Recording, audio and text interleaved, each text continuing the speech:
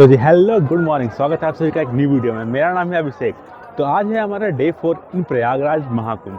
तो आज सभी दिनों की भांति आज भी मैं जा रहा हूँ त्रिवेणी में स्नान करने। कल तो शाही स्नान का दिन था, त्रिवेणी संगम में मेन जो पॉइंट है वहाँ हमें स्नान करने दिया नहीं था। तो आज हम लोग जाएंगे स्नान करने त्रिवेणी घाट में, और साथ ही साथ आज मैं आपको प्रयागराज के सभी फेमस मंदिरों के दर्शन भी करवाने वाला हूँ। तो वीडियो काफ़ी इंटरेस्टिंग होने वाला है, वीडियो के एंड तक बने रहें। एनीवेज, अभी मैं हूँ पॉन्टून पुल नंबर 14 क्रॉस कर रहा हूँ, और मैं ये जो सेक्टर 19 के साइड से जा रहा हूँ त्रिवेणी घाट की ओर। सो चलिए चलते हैं। तो जी मैंने ब्रश कर लिया सुबह सुबह, एंड यहाँ पर आप मेरे पीछे देख पा रहे होंगे ढेर सारे यहाँ पर टॉयलेट्स बने हुए हैं, तो आप भी कर सकते हो। रुकिए मैं बैक कैमरा करके आपको दिखलाता हूँ। तो कुछ ऐसे यहाँ पर इनफाइनाइट नंबर ऑफ टॉयलेट्स बने हुए हैं। तो अगर आपको भी हाइजीन का इशू नहीं है तो कर लीजिए। हाँ, बस थोड़ा कौन यही है कि बाल्टी में पानी बाहर से भर के ले जाना पड़ता है, और कोई इशू नहीं है। नहीं तो यहाँ पर इनफाइनाइट नंबर ऑफ टॉयलेट्स बने हुए हैं, कोई आपको प्रॉब्लम नहीं होने वाला है। मेनिया है आपको थोड़ा अगर लगता है कि घर का फील होना चाहिए तो वैसा तो नहीं है, लेकिन मेला है, काम चलाऊ है, यही बड़ी बात है। एनीवेज चलिए, फ्रेश तो हम लोग हो गए, अब चलिए डायरेक्टली हम लोग चलते हैं त्रिवेणी। कल तो प्रशासन ने ये रास्ता ब्लॉक कर दिया था साधु संत सन्यासियों के स्नान करने के लिए, त्रिवेणी मार्ग वाला। आज देखिए भीड़, कल शाम में 6 बजे तक ये रास्ते ब्लॉक थे। 6 बजे जैसे ही खोला भीड़ नेक्स्ट लेवल उमड़ पड़ा था, जैसे कि मैंने लोगों से सुना। मैं तो कल उधर ही स्नान कर लिया था, गंगा में स्नान कर लिया। अब आज देखो आज भी कम नहीं है। खैर चलिए, पहुंचना तो हमें है ही, चले चलते हैं त्रिवेणी। तो जी हम लोग पहुंच गए हैं त्रिवेणी नोज पर। यहाँ पर आप देख सकते हो मेरे पीछे काफ़ी भीड़ है, लेकिन यहाँ से भी ज़्यादा भीड़ एक पीछे ही जगह पर थी जहाँ पर यमुना घाट पर ही लोग स्नान कर रहे थे। बीच रास्ते में जो सबसे पहला घाट दिखा वहीं पर स्नान कर रहे थे, और वहीं पर पूरा भीड़ मचा रखे थे। खैर चलिए, त्रिवेणी नोज पर हम लोग पहुँच ही चुके हैं। आप मेरे पीछे शायद देख पा रहे होंगे। वस्त्र उतारते हैं और करते हैं त्रिवेणी स्नान। तो गाइस हम लोग त्रिवेणी नोज पर आ गए हैं, एंड हम लोग संगम में उतर चुके हैं। चलिए स्नान करते हैं, लेट्स डू इट। से जाओगे तो बोर्ड से कुछ पॉइंट बने हुए हैं, उधर ले जा करके आपको स्नान करवाते हैं। तो आप उधर भी जाके स्नान कर सकते हो। वहाँ पर आपको दोनों धाराओं की डिफरेंस दिखने को मिलेगा, दोनों के कलर में डिफरेंस है। और इस साइड से गंगा जी आ रही हैं और इस साइड से यमुना जी आ रही हैं, और हम लोग संगम नोज पर खड़े हैं।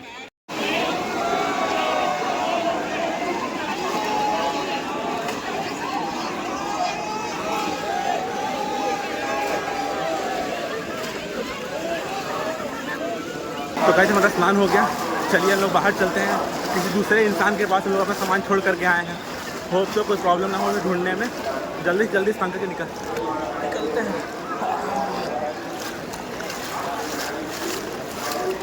चलिए निकलते हैं। तो जी त्रिवेणी संगम में स्नान करने के बाद गंगा मैया, यमुना मैया और सरस्वती मैया से आगे लेकर अब हम लोग चल रहे हैं श्री बड़े हनुमान जी के मंदिर में दर्शन करने। मंदिर मेरे सामने ही दिख रहा है, तो चलते हैं मंदिर के अंदर एंड करते हैं बजरंगबली के दर्शन। जी लेटे हनुमान जी के मंदिर के पास जाने के लिए यहाँ पर शू स्टैंड और बैग स्टैंड है। 10 रुपये पर जोड़ी जूता या फिर चप्पल, और 20 रुपये पर जोड़ी बैग यहाँ रख सकते हैं। और उधर चलिए अब हम लोग चलते हैं लेटे हुए हनुमान जी मंदिर के अंदर। तो जी लेटे हुए हनुमान जी मंदिर में भीड़ न लगे उसकी एंट्री पर, इसलिए आप मेरे पीछे देख पा रहे होंगे तो ग्रिल्स बनाए गए हैं चारों ओर, और घूम घूम करके रास्ता बनाया गया है ताकि भीड़ को डिस्पर्स किया जा सके।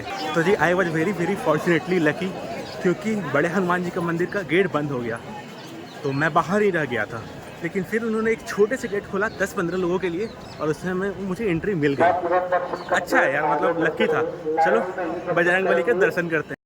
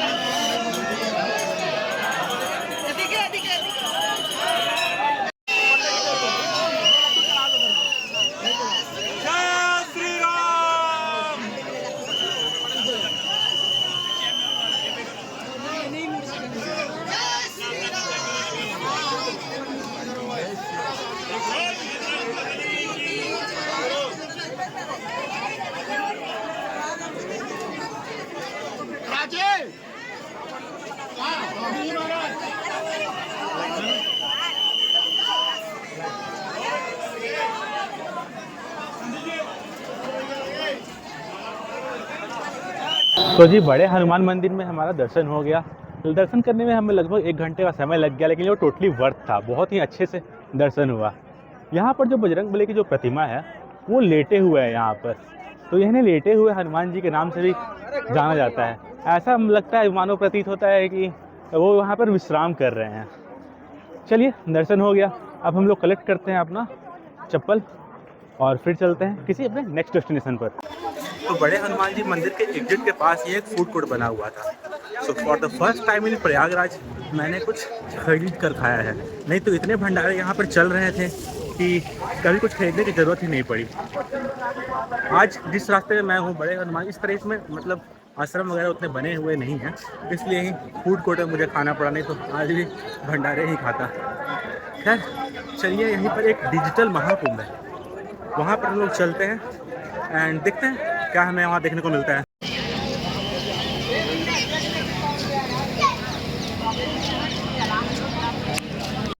तो जी अभी मैं गया था डिजिटल महाकुंभ एक्सपीरियंस सेंटर, वो आज खुला ही नहीं है।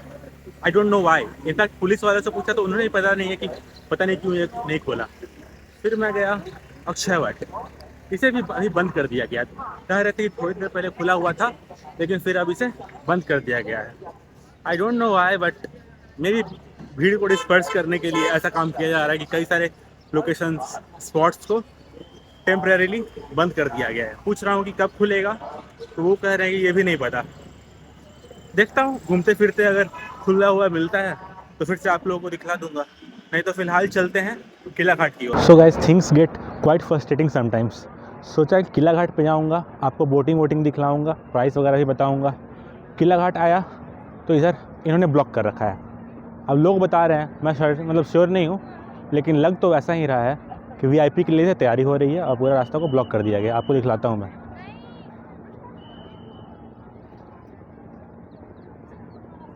इधर देखो आप, पूरा तैयारी हो रहा है किसी के आने का। तो इन VIP के चक्कर में हम लोग को जगह जगह रास्ता ब्लॉक कर दिया गया। अब समझ में नहीं आ रहा कहाँ जाएँ कहाँ नहीं जाएँ। आपसे बार बार प्रॉमिस कर दिया मैंने, अक्षय वट का प्रॉमिस किया, सरस्वती कुंभ का प्रॉमिस किया, डिजिटल महाकुंभ का प्रॉमिस किया, सारे रास्ते ब्लॉक्ड हैं। चलिए अब मैं प्रॉमिस नहीं करूँगा, देखता हूँ जहाँ पहुँचता हूँ उसके बाद आपको दिखलाता हूँ। ये देखिए VIP लोग का बोट जा रहा है प्रोटेक्शन के साथ पूरा। कोई नेता या मंत्री होंगे आई गेस। 4-5 स्टीमर तो साथ में चल रहे हैं इनके। सही है, VIP होने का फ़ायदा। तो जी डाइवर्जन के कारण अपने लास्ट पॉइंट किला घाट से लगभग 2.5 से 3 किलोमीटर का वॉक करके हम लोग पहुंच चुके हैं प्राचीन श्री वेणी माधव जी के मंदिर। अगर आपको भी यहाँ वैसे पहुँचना है तो 10-700 मेघ घाट है, उसके जस्ट सामने एक पतली सी गली जाती है। आप अगर आप पैदल हैं या बाइक से हैं तो आप उस गली से आ सकते हैं, और अगर आप 4 व्हीलर से हैं तो उस बगल से रास्ते से एक बड़ी रोड भी जाती है, आप उससे भी पहुंच सकते हैं। एनीवेज, वेणी माधव जी को यहाँ पर नगर देवता भी कहा जाता है। कहते हैं कि जो प्रयागराज शहर है उसका वो केयर करते हैं। अगर आप उनका दर्शन करोगे तो बाएं ओर पर माधव जी का, जो कि भगवान श्री कृष्ण है, उनका विग्रह है, और उनके बाएं ओर पर त्रिवेणी जी का वहाँ पर मूर्ति बनाई गई है। पंडित जी ने बताया कि वेणी माधव जी का यह मंदिर अत्यंत प्राचीन है। कहते हैं कि इसका पुराणों में भी वर्णन है। खैर, वेणी माधव जी का दर्शन करने के बाद अब मैं आ गया हूँ दशाश्वमेध घाट। एंड एक बात मैं कह सकता हूँ कि जितने भी घाट अभी तक मैंने प्रयागराज में देखे हैं उनमें ये सबसे खूबसूरत है। चलिए मैं आप लोगों को दिखलाता हूँ।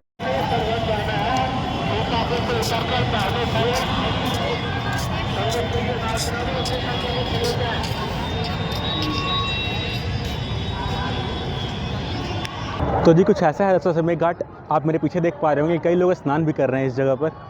साथ ही दाएं और बाएं दोनों ओर पैंटून पुल ब्रिज भी बने हुए हैं। मैं आपको जूम करके अगर तो इस पर लोग गाड़ियां भी चल रही हैं। इस साइड भी अगर आप देखोगे छोटी छोटी गाड़ियां भी इसके ऊपर चल रही हैं। ना जाने क्यों इन पैंटून पुल ब्रिज को देखकर सिर्फ एक ही गाना याद आता है, श्री रघुवर की वानर सेना सिंधु लांग रही, श्री रघुवर की वानर सेना सिंधु लांग रही। रामेश्वरम का वो वाला सीन जब सिंधु बांधा जा रहा है। खैर चलिए, यहाँ तो हम लोगों ने घूम लिया, एक्सप्लोर कर ही लिया। चलते हैं अब किसी नेक्स्ट डेस्टिनेशन पर। तो जी अभी हम लोग आ गए हैं अलोपी देवी जी के मंदिर में। ये माता सती का शक्तिपीठ है, 51 शक्तिपीठों में से एक है। शक्तिपीठ क्या होता है, चलिए वो हम लोग मंदिर के अंदर चलते हैं और फिर आपको बताते हैं। तो माता के मंदिर में जैसे हम एंटर किए, एक चबूतरा सा बना हुआ था, यहाँ पर कुछ लोग बैठकर आराम कर रहे थे। मैं भी चल चल कर थोड़ा थक गया था, तो थोड़ी देर सोचा कि चलो बैठ कर आराम कर लिया जाए। खैर मैं आपको बता रहा था शक्तिपीठों के बारे में। आपको राजा दक्ष की कहानी तो पता ही होगी, कैसे उनके ना चाहते हुए भी उनकी पुत्री माता सती का विवाह भगवान शिव से हो गया था। शिव को वो पसंद नहीं किया करते थे। उन्होंने एक बहुत ही बड़ा यज्ञ का आयोजन किया, उसमें उन्होंने सभी देवी देवताओं का आह्वान किया, सभी देवी देवताओं को निमंत्रण ही भेजा एक्सेप्ट फॉर महादेव। इसी बात से रुष्ट होकर माता सती उनके यहाँ पहुँची और उनसे इसका कारण पूछा। तब राजा दक्ष ने कहा कि मतलब मैं उन्हें पसंद नहीं करता, और उन्हें बहुत ही खरी खोटी सुनाई, उनके बारे में बहुत निंदा करी। इसी बात से रुष्ट होकर माता सती ने खुद को अग्नि में समर्पण कर दिया। माता सती के जले हुए शरीर को देखकर महादेव कुंठित हो उठे और उनके शरीर को लेकर इधर उधर विचरण करने लगे। तभी भगवान श्री हरि विष्णु ने महादेव को उनके कर्मों का याद दिलवाने के लिए अपना सुदर्शन चक्र चलाया और माता सती के शरीर के 51 अलग अलग हिस्से हो गए, जो कि 51 अलग अलग जगहों पर गिरे, और उन्हीं 51 अलग अलग जगहों को 51 शक्तिपीठों के नाम से जाना जाता है। तो ये रही शक्तिपीठों की कहानी। चलिए अब हम लोग चलते हैं अलोपी देवी के दर्शन करते हैं और जानते हैं इस पर्टिकुलर जगह की कथा। ये है अलोपी देवी मंदिर, जिसे लोग ललिता देवी मंदिर या फिर मधेश्वरी देवी मंदिर के नाम से भी जानते हैं। कहते हैं इस जगह ही माता सती के दाहिने हाथ का पंजा गिरा था और गिरते ही वो गायब या फिर आलोप हो गया था, इसलिए ही आज इस मंदिर को अलोपी देवी मंदिर के नाम से भी जाना जाता है। मंदिर में आप देखोगे कि यहाँ माता के किसी मूर्ति की पूजा नहीं होती, उसके बजाय आपको यहाँ एक झूले की पूजा होती दिखेगी और इसी झूले को पहनाया जाता है माता के वस्त्र। मंदिर में इस जगह पर ही माना जाता है कि माता सती का हाथ गिरा था। लोग कहते हैं कि रात को मंदिर के बंद होने के बाद भी यह झूला कंटिन्यूअसली हिलते रहता है। अलोपी देवी मंदिर के ही प्रांगण में आपको सभी 9 देवी की मूर्तियां भी बनी हुई दिखाई देंगी। तो अलोपी देवी का जो मंदिर आपने देखा इससे पहले, वो दालागंज एरिया में है, जो कि मेला क्षेत्र से थोड़ा बाहर है। इसलिए मेला क्षेत्र से बाहर होने का थोड़ा फ़ायदा उठाया हमने और ले लिया ऑटो, और अभी पहुंच गए हैं नागवासुकी मंदिर। अगर मैं आपको दिखलाऊं तो चलो मंदिर में चलते हैं, और थोड़ी सी चढ़ाई करनी है और चल करके वहाँ से आपको अच्छे से दिखलाते हैं और यहाँ की महत्वता बताते हैं। तो जी अभी हम लोग पहुँच चुके हैं नागवासुकी मंदिर। आप शायद मेरे पीछे देख पा रहे होंगे। नागवासुकी जो थे वो महर्षि कश्यप और माता कद्रू के पुत्र थे। अगर हिंदी पौराणिक कथाओं की माने तो नागवासुकी जी को सर्पों का राजा भी कहा जाता था। तो चलिए हम लोग चलते हैं मंदिर के अंदर एंड देखते हैं कैसा है अंदर से मंदिर।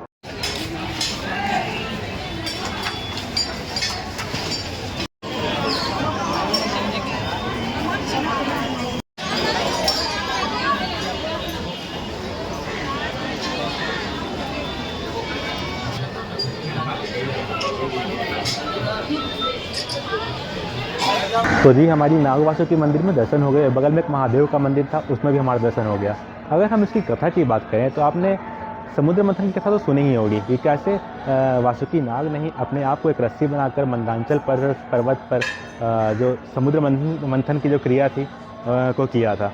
तो जब समुद्र मंथन हुआ तो नाग वासुकी जी का जो शरीर था वो बहुत ही लहूलुहान हो गया। तभी भगवान श्री हरि विष्णु के आज्ञा से वो इस जगह पर ही आए, उन्होंने इस जगह पर ही आराम किया था। कहते हैं प्रयागराज में आए हुए श्रद्धालुओं को गंगा स्नान के बाद नाग वासुकी जी के दर्शन करने से उनके सभी पापों का नाश होता है। साथ ही साथ अगर किसी की कुंडली में अगर कालसर्प दोष है तो इनके दर्शन मात्र से ही उसका भी निवारण हो जाता है। खैर चलिए दर्शन तो हम लोगों ने कर लिया, अब चलते हैं किसी नेक्स्ट डेस्टिनेशन पर। तो नागवासुकी मंदिर से मैं निकला और मैं पहुंचा हूँ मौनी बाबा के आश्रम। यहाँ मुझे एक बहुत ही क्रेजी चीज देखने को मिली। चलिए मैं आप लोगों को दिखलाता हूँ।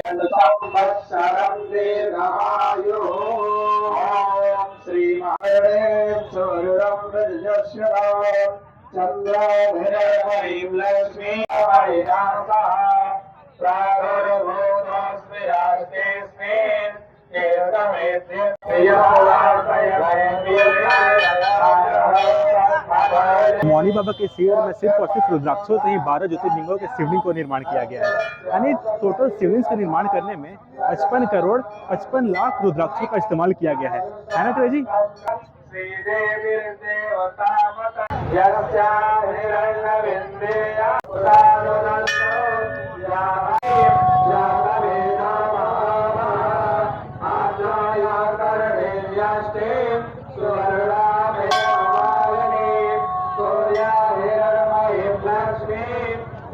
हम उस जगह पे पहुँचे हैं जहाँ पर तिरुपति बालाजी मंदिर के ही तर्ज पर एक आर्किटेक्चर बनाया हुआ है। चलिए अंदर चलते हैं, देखते हैं अंदर से ये कैसा है। मंदिर बिल्कुल तिरुपति मंदिर के ही तर्ज पर बना हुआ है और वहाँ पर संस्थान का भी नाम लिखा हुआ है, तिरुपति तिरुमाला देवस्थान, मतलब वही कमेटी है जो इस टेम्पल का निर्माण करवाई है। सही है यार। चलिए और अंदर चल के देखते हैं और अंदर से कैसा है ये।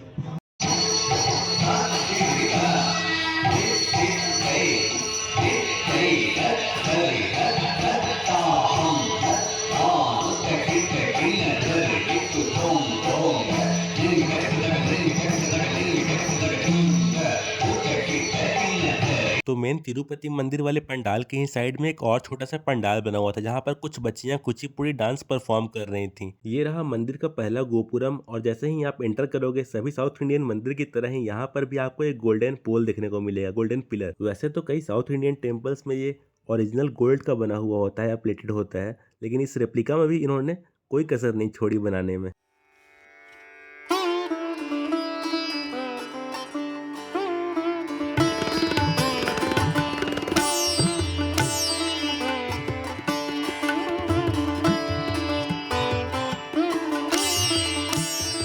तो लॉर्ड वेंकटेश्वरा कह लो या फिर गोविंदा कह लो या फिर तिरुपति बालाजी कह लो, दर्शन हमारे हो गए हैं एंड हमें वही नैवेद्यम प्रसाद मिला है। तो चलिए इसको पाते हैं एंड फिर देखते हैं और क्या हमारा वेट कर रहा है। ये देखिए बैप्स वालों का संस्था है और उसी के तर्ज पर मंदिर बना हुआ है। बैप्स का आपने नाम सुना होगा, कुछ दिन पहले सऊदी अरेबिया में एक मंदिर खुला था तो उसमें काफ़ी प्रचार और प्रसार हुआ था कि मुस्लिम कंट्री में इंडिया का टेम्पल खुल रहा है। हाँ वैसा ही भव्य देखिए बनाया हुआ है। वैसा जैसे ग्रैंड मंदिर ये विदेशों में खोलते हैं वैसे ही आगे से पिक्चर लगाया हुआ है, अंदर में मूर्तियां हैं भगवान के और कुछ कथा वचन चल रहा है। चलिए आप लोगों को सुनाते हैं। भगवान की हम आराधना करते हैं उतना ही समय सार्थक कहलाता है, उतना ही समय योग्य है हमारे लिए।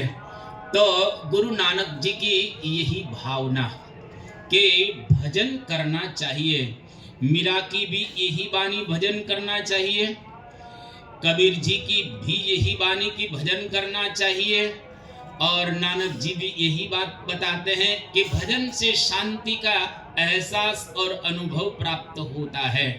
ये है वो भंडारा जहाँ फाइबर के प्लेट में खाना मिलता है, आप चाहो तो आ सकते हो। शाम के टाइम में मैंने देखा है, बाकी पता नहीं दिन भर चलता है कि नहीं। दाल चावल छोले पूरी और खीर, इतने आइटम अगर आपको खाने हैं और यहाँ पर फाइबर वाले प्लेट में भी खिला रहे हैं। अगर ये खाना है तो इस पते पे आ जाइए। तो गाइस सोचता हूँ कि आपको क्या कुछ नहीं घुमा दूँ, कितना कुछ है यहाँ पर घूमने के लिए, लेकिन एक दिन में कितना कुछ घुमाया जा सकता है। सबसे बड़ी दिक्कत ये है कि यहाँ चलना बहुत ज़्यादा पड़ता है एक पॉइंट से दूसरे पॉइंट के लिए। 4-5 किलोमीटर नॉर्मल है। आज ही का अगर बात करूँ तो मेरा 35,000 स्टेप्स कंप्लीट हो गया है। खैर चलिए रात हो चुका है तो चलते हैं, रेस्ट करते हैं और इस वीडियो को मैं करता हूँ यहीं पर एंड। उम्मीद करता हूँ आपको मेरा वीडियो पसंद आया होगा। अगर अच्छा लगा तो लाइक कमेंट और सब्सक्राइब टू यूट्यूब चैनल। मिलते हैं आपसे नए वीडियो में किसी नए जगह पर, तब तक के लिए बाय।